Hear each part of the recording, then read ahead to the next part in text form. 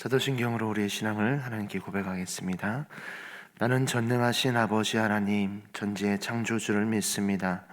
나는 그의 유일하신 아들, 우리 주 예수 그리스도를 믿습니다. 그는 성령으로 잉태되어 동정녀 마리아에게서 나시고 본디오 빌라도에게 고난을 받아 십자가에 못 박혀 죽으시고 장사된 지 사흘 만에 죽은 자 가운데서 다시 살아나셨으며 하늘에 오르시어 전능하신 아버지 하나님 우편에 앉아 계시다가 거기로부터 살아있는 자와 죽은 자를 심판하러 오십니다. 나는 성령을 믿으며 거룩한 공교회와 성도의 교제와 죄를 용서받는 것과 몸의 부활과 영생을 믿습니다. 아멘. 우리 함께 찬송가 382장 함께 찬양하시겠습니다.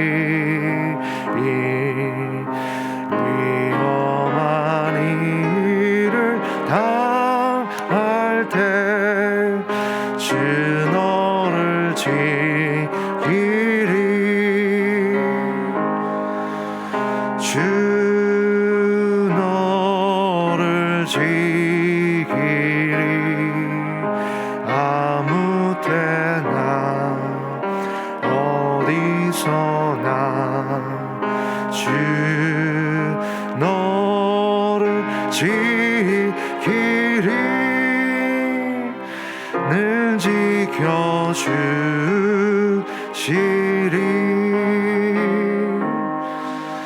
어느 슬픔 미리 아시고 주 너를 지키리. 구하는 것을 주시며 주 너를 지키리. 주 너를 지키리. 아무 때나 어디서나 주 너를 지키리. 늘 지켜주시리.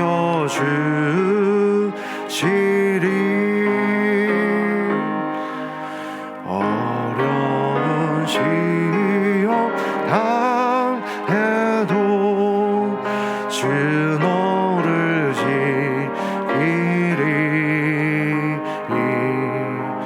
구주의 품에 거하라. 주 너를 지키리.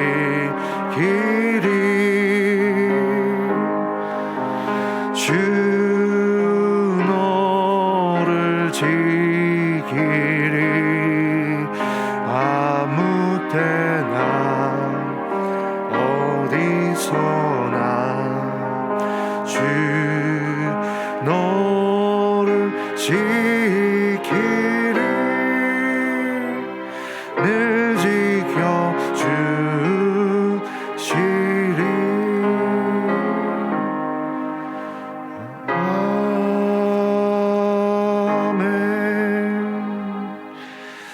우리에게 주시는 하나님의 말씀은 빌립보서 4장 14절에서 23절까지 말씀입니다. 빌립보서 4장 14절에서 23절까지의 말씀 한 절씩 교독 후 마지막 절은 함께 합독하겠습니다. 그러나 너희가 내 괴로움에 함께 참여하였으니 잘하였도다. 빌립보 사람들아, 너희도 알거니와 복음의 시초에 내가 마게도냐를 떠날 때에 주고받는 데 일에 참여한 교회가 너희 외에 아무도 없었느니라. 데살로니가에 있을 때에도 너희가 한 번뿐 아니라 두 번이나 나의 쓸 것을 보내었도다. 내가 선물을 구함이 아니요 오직 너희에게 유익하도록 풍성한 열매를 구함이라. 내게는 모든 것이 있고 또 풍부한지라 에바브로디도 편에 너희가 준 것을 받음으로 내가 풍족하니 이는 받으실 만한 향기로운 제물이요 하나님을 기쁘시게 한 것이라. 나의 하나님이 그리스도 예수 안에서 영광 가운데 그 풍성한 대로 너희 모든 쓸 것을 채우시리라. 하나님 곧 우리 아버지께 세세 무궁하도록 영광을 돌릴지어다. 아멘. 그리스도 예수 안에 있는 성도에게 각각 문안하라. 나와 함께 있는 형제들이 너희에게 문안하고 모든 성도들이 너희에게 문안하되 특히 가이사의 집 사람들 중 몇이니라. 함께 했습니다. 주 예수 그리스도의 은혜가 너희 심령에 있을지어다. 아멘. 네, 기도하겠습니다. 좋으신 아버지 하나님, 은혜를 감사합니다. 지난 간밤에도 저희들을 주님 품 안에서 편히 쉬게 해주시고 또 이 새벽에도 저희들을 주 앞에 불러주심을 감사합니다. 오늘 저희들에게 새날 주시고 또 생명 주시고 건강 주셨는데 이 한 날도 주님과 더불어 동행하게 하시고 주를 기쁘시게 하는 한 날 되게 하여 주옵소서. 이 새벽에도 주님을 사모합니다. 말씀과 기도 가운데 저희들을 만나 주시며 주의 성령으로 충만케 하여 주옵소서. 주님께 감사의 예물 또 11조 또 구역 예물을 드립니다. 하나님 아버지, 믿음으로 순종으로 또 감사함으로 드리는 예물을 주님이 기뻐 받으시며 약속하신 하늘의 복과 땅의 복으로 충만하게 채워 주옵소서. 주의 은혜로 종의 가정들을 형통케 해주시며 그 자녀들을 축복하여 주옵소서. 예수님의 이름으로 축복하며 기도하옵나이다. 아멘. 이 새벽에도 주의 은혜와 축복이 함께 하시기를 축원합니다. 이제 오늘 빌립보서 마지막 내용입니다.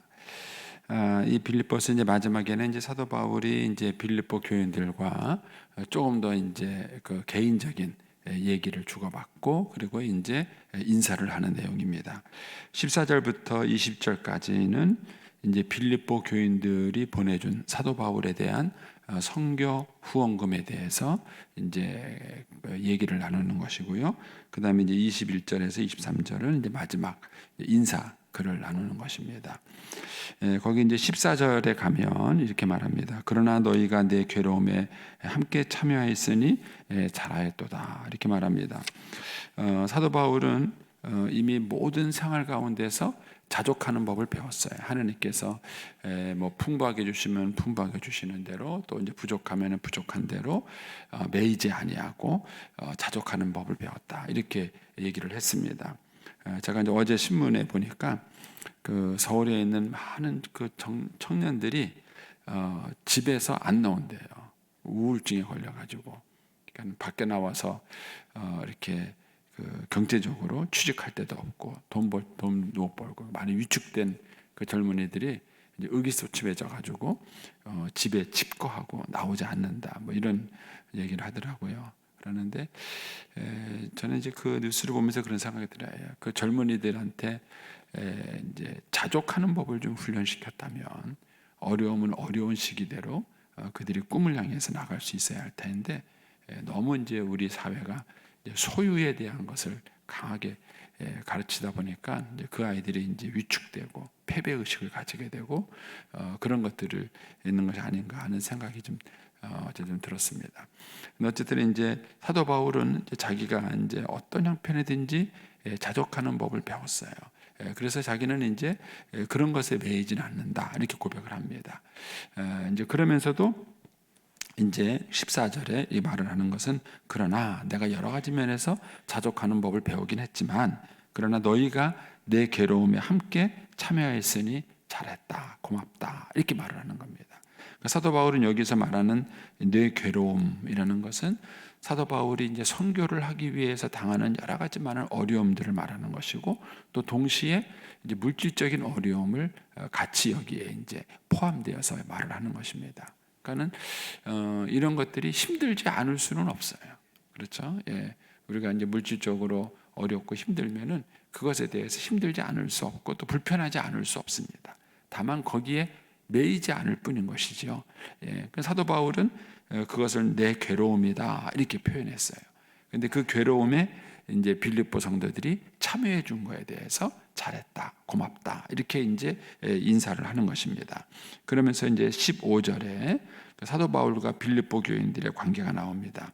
빌립보 사람들아 너희도 알거니와 복음의 시초에, 여기서 말하는 이제 복음의 시초라는 것은 사도 바울이 마게도냐 지역, 지금의 유럽 지역이죠. 이 마게도 지역에서 이제 선교 활동을 시작했을 때에 빌립보 교회가 첫 번째 개척된 교회였어요. 그리고 사도 바울이 이 마게도냐 지역에서 복음 전파를 시작했을 때에는 안디옥 교회의 후원을 받고 있지 못할 때였습니다.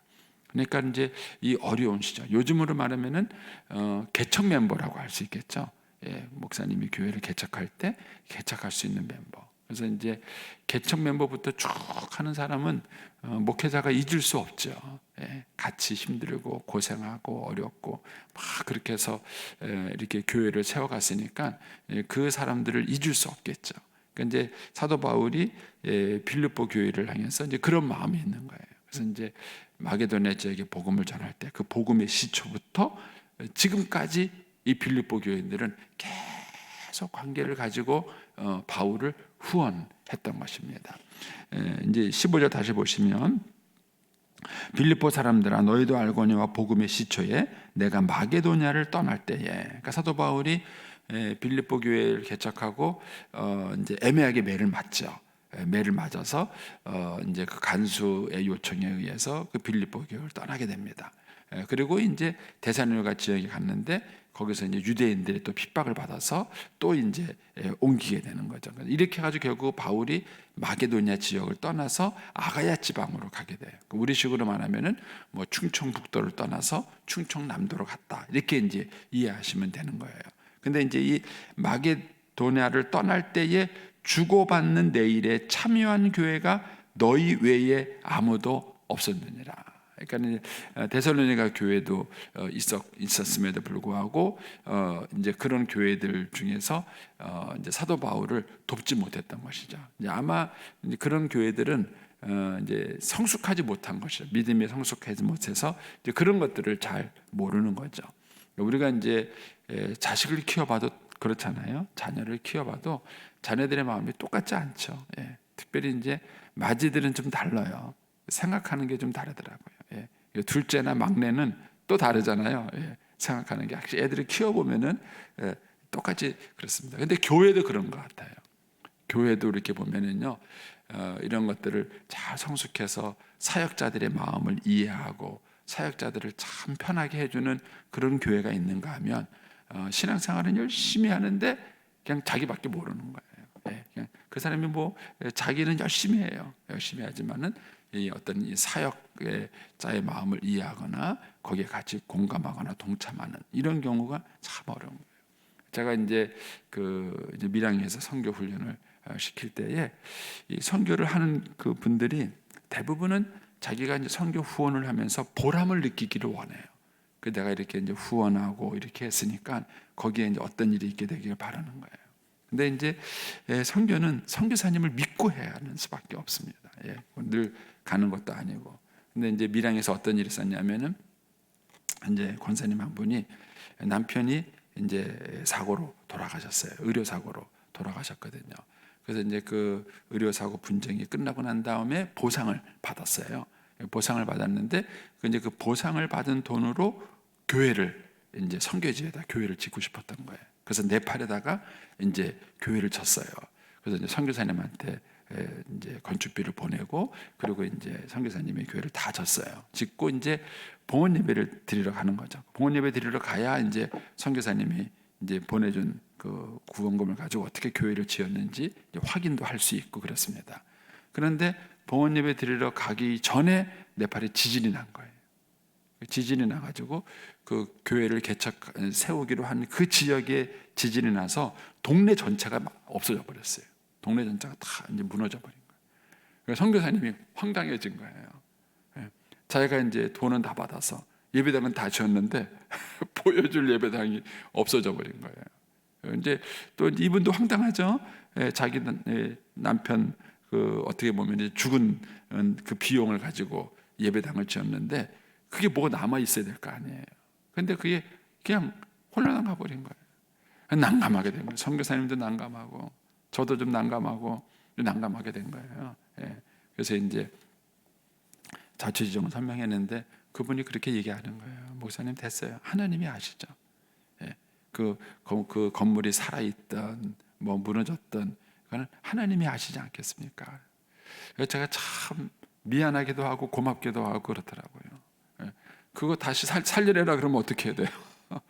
살려내라 그러면 뭐 어디서 그거를 다시 하게? 또 우리가 이제 그 선교사님을 믿지 못한다면은 또 그 돈을 가지고 어떻게 썼는지에 대해서도 또 갈등이 생길 수도 있는 것이죠. 예. 그러니까 이제 우리가 어떤 이렇게 일을 해보면 그런 이제 그런 사역자들의 마음을 잘 아는 그런 사람이 있는가 하면은 또 그렇지 못한 경우도 있어요. 근데 이 빌립보 교회는 그런 사도 바울의 마음을 잘 알은 거예요. 그래서 복음의 시초부터 지금까지 사도 바울을 도왔던 것이죠. 빌립보 교회는 외에는 그런 게 없었다는 것이죠. 그러니까 바울이 핍박 때문에 마게도냐를 떠나서 아가야로 갈 수밖에 없었는데 그 아가야 갔을 때에도 계속해서 사도 바울을 후원했죠. 반면에 고린도 교회는 사도 바울이 일하면서 복음을 전했어요. 고린도 교회는 1년 8개월 동안 이 빌립보 교회는 여러 가지로 추정을 해보면은 1년 미만에 머물렀던 것으로 빌립보 교회는 추정이 돼요. 근데 고린도 교회는 1년 8개월 동안 그 사도 바울이 머물면서 사역을 했음에도 불구하고 고린도 교회는 사도 바울을 그렇게 후원하거나 그런 것들에 대해서는 미숙했던 것입니다. 이제 이런 부분들을 얘기합니다. 그러면서 이제 16절에 이렇게 말하죠. 데살로니가 있을 때에도 그러니까 빌립보 교회 다음에 데살로니가로 사도 바울을 옮겼죠. 이런 내용들은 여러분들 사도행전을 읽으셔야 돼요. 사도행전 16장 이하를 읽으시면은 이런 내용들이 알 수 있습니다. 그래서 이제 빌립보에서 데살로니가 갔을 때에도 너희가 한 번뿐 아니라 두 번이나 나의 쓸 것을 보내었도다 그랬습니다. 여기 보면은 나의 쓸 것 이렇게 말을 했어요. 쓸 것. 여러분 선교라는 것은요 꼭 누군가에게 이렇게 구제를 하고 도와주는 것만이 선교가 아니라 그 선교 일을 하고 있는 그 선교사를 돕는 게 그게 선교예요. 그러니까 그 이제 목동에 이제 어느 교회가 있었는데 이제 그 교회가 이제 이렇게 기도하다가 이제 첫 번째 선교사님을 파송한 거예요. 자기 교인이었어요. 자기 교회는 대한항공 직원이었었는데 이제 퇴직하고 하나님께 부름 받아서 선교사로 헌신을 한 거예요. 그러니까 이제 자기 교회 출신 선교사님인 거죠. 그래서 이제 그 선교사님을 이제 그 중앙아시아 쪽에 있는 이제 어느 지역에다가 이제 파송을 해서 보낸 거예요. 근데 이제 그 지역이 이슬람 이제 신앙이 있는 거기 때문에 가가지고 쉽게 선교를 할 수가 없었던 거예요. 그래가지고 이제 4년 텀 있는 동안에 한 명도 전도를 못한 거예요. 이분이 한 명도 전도를 못한 거예요. 근데 이제 4년 텀이 지나고 난 다음에 이제 그 교회에서 이제 선교 축제를 하면서 이제 자기들이 파송했던 선교사님들을 다 불러 모은 거예요. 불러 모아서 이제 교회에서 이제 그분들을 또 격려해주고 영적으로도 재충전시켜주고 이제 이렇게 하고 난 다음에 이제 그분들을 다시 또 파송하려고 하는데 이분이 못 오는 거예요 거기를. 왜냐면 이제 자기는 이제 4년 동안 파송받고 교회로부터 이제 여러 가지 생활비 지원받고 생활했는데 한 명도 전도를 못했잖아요. 거기 가서 뭐라고 선교 보고를 해요. 그러니까 선교 보고를 할 게 아무것도 자기는 없는 그런 상황인 거예요. 근데 어쨌든 이제 오라 그래서 오기는 온 거예요. 이제 초청을 받아서 왔는데 마음이 이 사람은 무거운 거예요. 그리고 얼굴이 밝지 않은 거예요. 그러니까 자기는 너무 이제 4년 동안 이제 생활비 지원을 받았지만 보고할 만한 실적은 아무것도 없고 너무 이렇게 침체돼 이제 있었던 것입니다. 그런데 이제 그 교회에서 이제 그 선교사 위로 그 축제를 하고 난 다음에 그분한테 그런 거예요. 아무 걱정하지 마라. 당신이 파송을 받고 거기에 간 것 자체가 선교사다. 우리에게 뭘 보고하려고 하지 마라. 그렇게 말을 한 거예요. 이분이 거기에서 너무 그 충격받아요. 근데다가 이분이 그 선교지에서 선교할 때 집에서 일하는 우리로 말하면 가정부가 있었던 거예요. 왜냐하면은 그 나라는 그 제도 자체가 외국인이 와서 그 가정부나 이런 사람을 써야 되는 그런 이제 구조가 있는 거예요. 그러니까 이 선교사님은 어떻게 보면은 한국보다 잘 생활한 거예요. 거기서 교회에서 보내주는 선교비 받아가지고 그거 가지고 그 지역 사람을 가정부로 고용해가지고 그 사람 데리고 편하게 지내면서 있었으니까 이분은 더 양심의 가책과 이제 이런 무거운 마음이 있었던 것이죠. 이제 그러고 이제 왔으니까 더 마음이 무거운 거예요. 근데 교회에서 우리가 당신을 파송한 것은 하나님의 뜻을 파송한 것이고 또 당신이 그곳에 가서 머물러 있는 것 자체가 선교다.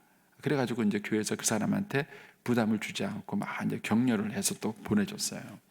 그분은 너무 이제 한쪽으로는 위로를 받으면서도 이제 마음이 무거웠던 것이죠. 그랬는데 이제 두 텀부터 이제 하나님의 일이 나타난 거예요. 선교를 하기가 어려운 지역이었는데 자기 집에 들어왔던 가정부가 먼저 예수 믿은 거예요. 이분이 예수를 믿으면서 이 사람이 자기 가족을 전도한 거예요. 우리나라에도 선교 초창기에 그런 일이 있었어요. 선교사님들이 와서 이제 왔을 때 성찬식이 어떻게 오해가 됐냐면은 그 선교사들 외국 그 코쟁이들이 와가지고는 우리나라 어린 아이들을 잡아먹는다 이 소문이 난 거예요.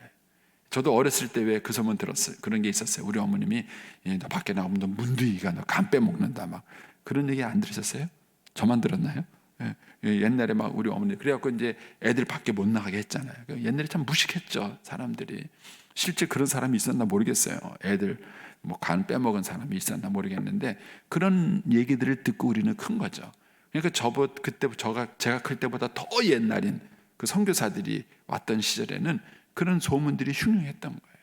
그래가지고 이제 어떤 분이 선교사님 집에 일부러 가정부로 들어가요. 들어가서 이 선교사가 애를 잡아먹는 현장을 이제 현장에서 잡아가지고 이 선교사들을 이제 추방하겠다. 뭐 이런 이제 마음을 먹은 사람이 일부러 그 선교사님 집에 가정부로 들어가서 이 일을 합니다. 그래서 막 그 선교사가 어린아이를 잡아먹는 그 현장을 덮치려고 이분이 일을 해요. 근데 그 선교사님 밑에 일을 하면서 선교사님의 진심을 보는 거예요. 이분이 예수를 믿어요. 예수를 믿고 이분이 우리나라 여성 사역자가 돼요. 여성 사역자가 됩니다. 그러니까 선교지에서는 그런 일이 있는 거죠. 그러니까 이제 이분도 이 서울에서 파송된 이분도 자기 집에 왔던 가정부가 먼저 예수 믿고 그리고 이 가정부가 전도를 하는 것은 불법이 아니에요. 외국인이 전도하는 건 불법이지만 본국인이 전도하는 건 불법이 아닌 거예요. 그래서 이분이 자기 가족들을 전도한 거예요. 그래가지고 졸지에 그 가족의 13명이 예수 믿게 돼요. 그래가지고 두 텀에 가서 이제 그런 이제 선교 열매를 맺게 되는 이제 그런 얘기를 하게 됩니다. 그래서 여기서 이제 사도 바울이 빌립보 교인들은 뭘 했느냐면은 사도 바울의 쓸 것을 보내준 거예요. 이게 선교인 거예요. 선교한다는 게 가서 뭐 거기 가서 현장에 가서 뭐 그 지역 사람들 가난한 사람들 돕고 뭐 의약품을 돕고 이런 것만이 선교가 아니에요. 그냥 그 선교사들의 필요를 채우고 그들의 필요를 도와주는 것 그 자체가 선교가 되는 것이죠. 사도 바울이 이제 그 얘기를 하는 겁니다. 너희가 2번이나 나의 쓸 것을 보냈다. 그러니까 데살로니가서도 그런 것이죠. 그리고 이제 지금도 뭐예요? 벌써 이 사도 바울이 빌립보서를 쓸 때는 감옥에 갇혀 있을 때이고 최소한 이 빌립보 교회를 시작하고 10년이 넘었을 때예요. 그러니까 이제 복음의 시초부터 시작해가지고 10년이 지난 지금까지도 이들은 사도 바울을 후원하는 것이죠. 거기 보시면 18절에 감히 이렇게 말하죠. 내게는 모든 것이 있고 또 풍족한지라 에바브로디도 편에 너희가 준 것을 받음으로 그런 거죠. 그러니까는 사도 바울이 지금 로마 감옥에 있는데 이 로마 감옥에 있는 사도 바울을 위해서 빌립보 교회가 헌금을 해서 지금이야 온라인으로 탁 보내면 되지만 예전에는 그런 게 없으니까 인편으로 가는 거죠. 에바브로디도라는 사람이 빌립보 교인들의 선교 헌금을 들고 이 로마까지 간 거예요. 지금으로 이제 여러분 지도책을 보세요. 그리스에서 이 로마까지, 이탈리아까지 이렇게 반도를 하나 넘어가야 돼요. 한번 거리를 보세요. 그 먼 거리를 이들이 간 거예요. 가가지고 감옥에 있는 빌립보 이 바울에게 선교 헌금을 전한 것이죠. 그러니까는 이 빌립보 성도들과 사도 바울은 정말 끈끈한 관계가 있는 거예요. 사도 바울의 복음을 전해서 처음 개척한 교회예요. 그리고 그렇게 개척된 교회가 10년이 지나도록 계속 사도 바울을 선교 헌금을 후원해서 같이 이 복음 사역에 동참을 하는 이제 이런 모습들이 여기서 우리가 이제 볼 수 있는 것입니다. 그러면서 이제 그 선교 헌금의 의미를 또 이렇게 얘기를 합니다. 17절 가서 이렇게 말합니다. 내가 선물을 구하는 것이 아니고 오직 너희에게 유익하도록 풍성한 열매를 구합니다. 사도 바울을 선교 후원하는 것이 14절에서는 선교사의 괴로움에 동참하는 거고 17절에 가서는 하나님 나라를 위한 열매라는 거예요. 풍성한 열매다 이렇게 얘기를 하는 것이고 18절에 가서는 또 이렇게 말하죠. 그 뒷부분에 가시면 이는 받으실 만한 향기로운 제물이요 하나님을 기쁘시게 한 것이다 이렇게 하는 것입니다. 그러니까 선교 헌금이 어떤 의미를 갖고 있는가? 선교사의 괴로움에 동참하는 것이고 또 하나님 나라를 위한 풍성한 열매를 맺는 것이고 그 다음에 18절에 가면은 하나님께 드리는 향기로운 제물이요 하나님을 기쁘시게 하는 것이다 이렇게 이제 사도 바울이 설명을 합니다. 그러면서 이제 19절에는 사도 바울이 빌립보 교회를 축복하는 얘기가 나오는 거예요. 나의 하나님이 그리스도 예수 안에서 영광 가운데 그 풍성한 대로 너희 모든 쓸 것을 채우시리라. 사도 바울이 어려운 가운데서도 후원을 하는 사도 바울, 그 빌립보 교회가 사도 바울을 후원하는데 사도 바울이 그 빌립보 교회를 축복하는 거예요. 나의 하나님이 너희들의 모든 쓸 것을 하나님이 채워주실 것이다. 이렇게 이제 고백을 하는 것입니다. 그러면서 20절에 하나님 곧 우리 아버지께 세세 무궁토록 영광을 돌릴지어다 하면서 이제 편지는 끝납니다. 그리고 이제 21절 이하에 이제 마지막 인사를 하는 겁니다. 21절 그리스도 예수 안에 있는 성도에게 각각 문안하고 나와 함께 있는 형제들이 너희에게도 문안하고 모든 성도들이 너희에게 문안하되 특히 가이사의 집 사람들 중 몇이니라. 여러 성도들이 문안을 하는데 특별히 누가 강조가 되냐면은 가이사의 집 사람들. 여기서 말하는 가이사는 로마 황제의 이름이에요. 로마 황제, 그러니까 개인 이름이 아니라 로마 황제들을 다 가이사라고 부릅니다. 그러니까는 이 가이사의 집 사람들 중 몇이라는 얘기는 사도 바울이 감옥에 있는 동안에 감옥에 있는 군인들을 전도한 거예요. 자기를 감시하고 있는 군인들을 전도한 것입니다. 그래서 그 안에 예수 믿는 사람들이 생긴 거예요. 그래서 가이사의 집 사람들은 바로 로마 황제의 이제 부하들이죠. 그 부하들 중에 몇 사람이 예수 믿게 됐고 그들이 너희들에게 문안을 한다 이렇게 말을 합니다. 그러니까 신자들은 감옥에 있는지 감옥 바깥에 있는지가 중요하지 않습니다. 감옥에 있으면 감옥 안에 있는 사람 전도하면 되는 거예요. 감옥 바깥에 있으면은 감옥 바깥에 있는 사람을 전도하면 되는 겁니다.